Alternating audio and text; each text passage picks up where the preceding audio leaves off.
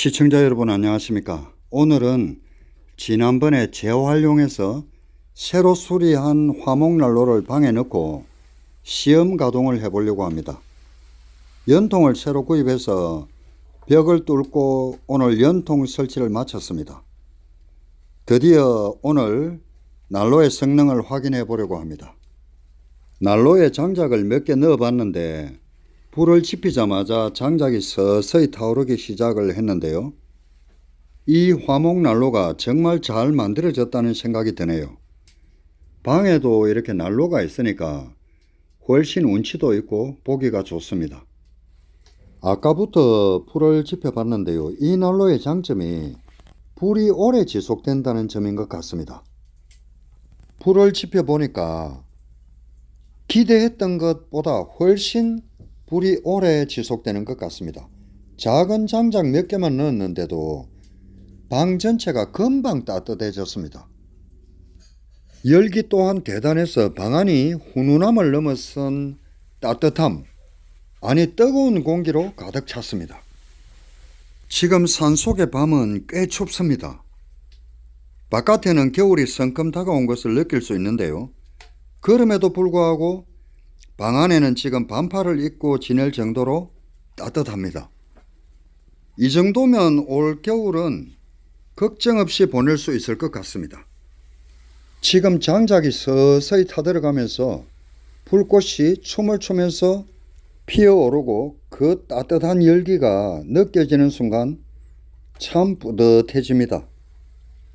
빨갛게 피어오르는 불빛, 타닥타닥 타오르는 장작 소리, 그리고 난로 주변으로 퍼지는 온기가 마음을 참 편안하게 해주는 것 같습니다.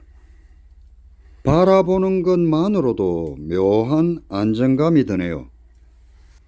방에 이런 화목난로가 하나 있으니까 운치도 한층 더해지는 것 같습니다. 화목난로는 열기를 사용하는 만큼 안전이 가장 중요한데요. 시청자분들께서 보내주신 조언을 참고해서 화재를 예방할 수 있도록 여러 방면에서 꼼꼼히 대비했습니다. 연통이 벽을 통과하는 곳은 이중연통을 설치하고 연통 주위를 방염 소재 단열재를 꽉꽉 채워 넣어서 벽으로 열이 전달되지 않도록 했기 때문에 지금 만져보면은 여기는 미지근합니다. 열이 전달이 전혀 안 됩니다. 벽도 화재 예방을 위해서 벽돌을 벽과 약간 띄워서 이중으로 꼼꼼히 대비했습니다. 연통에 손이 직접 닿아서 화상을 예방하기 위해서 연통 보호망도 이렇게 설치를 했습니다. 앞으로도 여러분의 염려와 조언을 귀담아 듣고 더욱더 따뜻한 일상을 만들어 가겠습니다. 여튼 이번 겨울은 이 화목난로 덕분에 따뜻한 방 안에서 포근하고 여유로운 시간을 보낼 수 있을 것 같습니다. 겨울철의 난로는 단순히 방을 데우는 도구가 아니라 차가운 날씨 속에서 함께 모여서 따뜻한 온기를 나누고 소소한 이야기를 나누는 삶의 중심이 되듯이 이 채널이 앞으로도 시청자 여러분들과 함께 소소한 일상을 함께 나누는 그런 채널이 될 수 있도록 하겠습니다. 시청자 여러분들의 응원과 관심에 다시 한번 감사드립니다.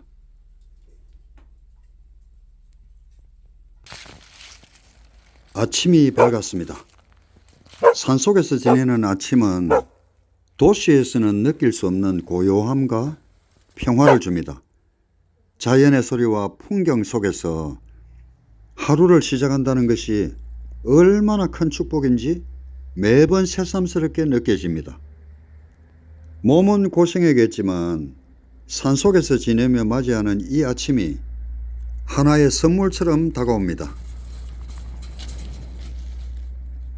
산아, 잘 잤나? 이리 와. 이리 와.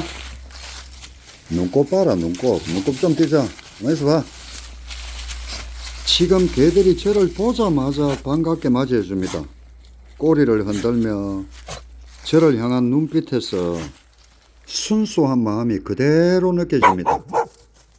지금 산이가 가만히 있지를 못하고 이리저리 뛰어다니면서 산책을 가자고 저한테 막 신호를 보내고 있습니다. 개들의 이러한 모습을 보면 그저 저와 함께 한다는 사실만으로도 이렇게 기뻐하는 것을 보면 참 많은 것이 느껴집니다. 조건 없이 저를 사랑해주고 진심으로 저를 환영해줍니다. 그래, 알았다, 가자. 좀 이따 가자 그래. 산이가 자꾸 보채 싸서 오늘도 또 개들과 함께 또 하나의 소중한 하루를 만들어 보려고 합니다. 이렇게 개들하고 있으면은 삶이 참 단순해지는 것 같아요. 그라마, 범아, 이리 온나? 가자. 산에서 이렇게 개들과 함께 이렇게 살면 삶이 참 소박하지만 참 특별해지는 것 같아요. 이 녀석들하고 있으면은 어느새 제 마음도 편안해집니다. 그라마, 범아, 이리 와. 산책 좀 다녀오겠습니다. 산이 목줄 좀 하고 그렇게 산책을 좀 나가겠습니다.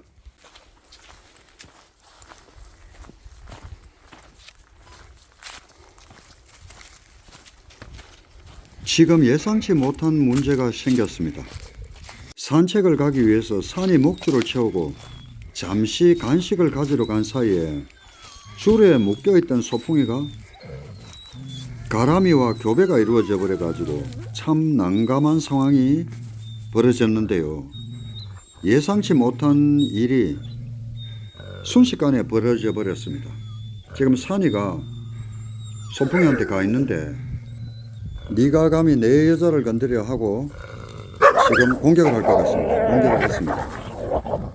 지금 교배가 된 상황에서 산이가 소풍이를 공격을 했습니다. 얼마나 산이 입장에서는 화가 나겠습니까? 개들과 함께 지내다 보면 이렇게 괴가지 못한 일들이 종종 발생하곤 합니다. 싸움을 말려야 될 것 같습니다. 싸움을 뜯어 말렸습니다. 왜냐하면 소풍이가 일방적으로 불리한 상황에서 싸움을 하다 보면은 많이 다칠 수가 있기 때문에 제가 말렸습니다. 기분 전환도 할 겸 밖으로 산책을 나왔습니다. 원하지 않는 임신이지만 임신이 된다면 낳아야죠. 소풍이 새끼도 괜찮습니다. 어떤 자견이 나올지 괜찮을 것 같아요. 오늘은 반려견의 발정기에 관해서 이야기를 좀 해보겠습니다. 암컷의 발정기는 보통 6개월마다 계속 반복이 되는데요. 이게 참 난감한 게 만약 중성화 수술을 하지 않고 개가 발정기가 왔는데 격리를 시켜 놓으면은 욕구가 채워지지 않아 가지고 스트레스로 인해서 다른 문제 행동을 일으킬 수가 많습니다.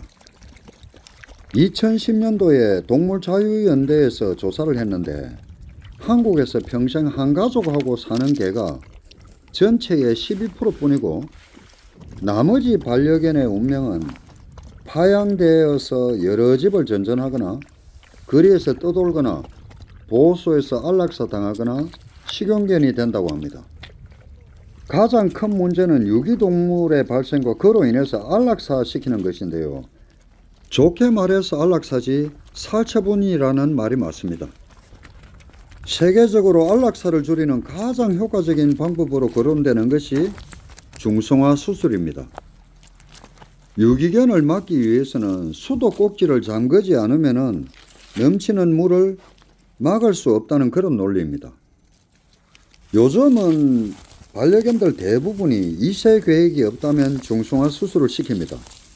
그러면 왜 강아지한테 중성화가 필요할까요? 중성화 수술은 개들의 생식기관을 제거해서 호르몬 분비를 막는 그런 수술입니다. 암컷의 경우에는 자궁과 난소를 드러내고 수컷의 경우에는 고환을 제거하는 그런 수술을 말합니다. 그래서 개를 키우는 사람은 이 중성화 수술을 해야 될지 안 해야 될지 장단점에 대해서 충분히 알고 있는 게 좋습니다. 보통 중성화 수술은 성견이 돼서 하는 것이 아니고 6개월 무렵에 그렇게 하는데, 특히 암컷의 경우에는 첫 생리를 하기 전에 중성화 수술을 하면은 유방암이나 기타 질병을 줄어들게 할 수 있다고 하지만은 실제 그런지는 아직까지도 논란이 많은 부분입니다. 일반적으로 중성화 수술을 찬성하는 분들의 주장은 개들의 질병을 예방하고 기대 수명을 높이고 공격성을 낮추고 짖기 등과 같은 이런 문제 행동을 줄일 수 있고, 가장 중요한 것은 동물 유기를 예방하는 그런 역할을 한다고 합니다.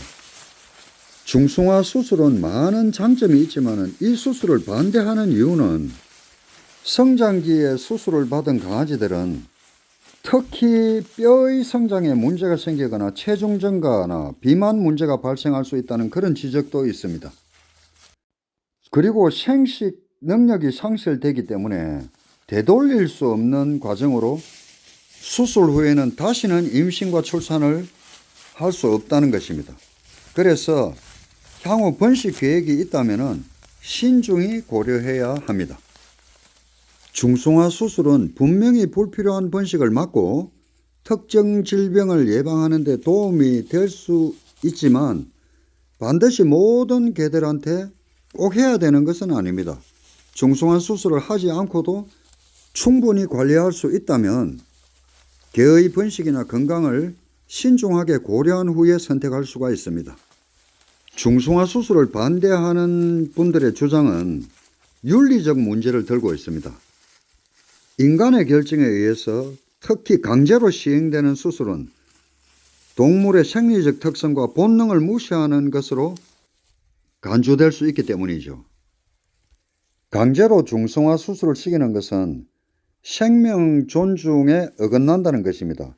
반려견을 하나의 생명체로 존중해야 한다는 점에서 강제로 중성화 수술을 시키는 것은 동물의 권리를 침해하는 행위로 볼 수 있기 때문이죠. 반려견의 본능과 생리적 특성을 이해하고 그들의 삶을 존중하는 방식으로 관리를 할 수 있으면 최고 좋겠죠. 그래서 할 수만 있다면 중성화 수술을 강제로 시키는 것보다는 책임감 있는 반려동물 관리가 더 중요할 것 같습니다. 그런데 이게 여간 어렵지가 않습니다. 지금 아까 보셨다시피 저도 관리한다고 하는데 이 교배가 순식간에 이루어지기 때문에 케이지 안에 가두어서 완전히 격리시키지 않는 이상 이런 일들은 언제든지 발생할 가능성이 있습니다. 그렇기 때문에 환경과 또 그리고 각 개체의 특성과 상황에 맞춰서 결정하는 것이 좋을 것 같습니다. 그러나 그 결정에는 반드시 반려견을 사랑하는 마음에서 나온 결정이어야 될 것 같습니다. 강제로 중성화 수술을 시행하는 것이 동물 학대인지 아닌지에 대한 논의는 다소 복잡합니다. 왜냐하면 많은 유기견들이 안락사를 당하기 때문에 그런 것을 막을 수 있는 가장 좋은 방법이 중성화 수술이기 때문에 이것이 동물 학대인지 아닌지 논의는 여러 가지로 복잡해질 수 있기 때문입니다. 동물 학대라는 말은 동물이 신체적이나 정신적 고통을 겪을 수 있는 불법적이거나 비인도적인 처우를 동물 학대라고 합니다. 대부분의 동물 학대는 동물의 생리적이나 정서적인 필요를 무시하고 인간의 편의에 맞춰서 강제로 이루어집니다. 그래서 동물 학대라는 말은 신체적인 폭력이나 과도한 스트레스를 유발하거나 불필요한 고통을 가하는 그런 의료 절차도 포함될 수가 있습니다. 중성화 수술이 동물 학대가 아니라고 정당화가 가능한지 여부는 시청자분들에게 맡기겠습니다. 일반적으로 중성화 수술은 합법적이고 윤리적으로 받아들여지고 있습니다. 그러나 저의 입장은 모든 개가 중성화 수술을 받아야 되는 것이 아니고 가급적 강제로 진행되는 중성화 수술이 있다면 최소화되는 것이 맞다고 봅니다. 강제로 중성화 수술을 시행하는 것이 동물 학대에 해당할 수 있는지 여부는 여러 요소에 따라서 달라질 수가 있겠지만 기본적으로 반려견의 권리와 복지를 존중하는 입장에서 동물 학대의 가능성이 존재한다고도 볼 수 있습니다. 따라서 강제로 중성화 수술을 시행하는 것은 동물 학대의 일종으로 간주될 수 있기 때문에 주인의 책임감 있는 판단과 행동이 달려 있다고 봅니다. 이 부분에 대해서 시청자 여러분들의 의견을 댓글로 남겨주시면 감사하겠습니다. 오늘 영상은 여기서 마무리하도록 하겠습니다. 시청자 여러분, 끝까지 시청해 주셔서 대단히 감사합니다.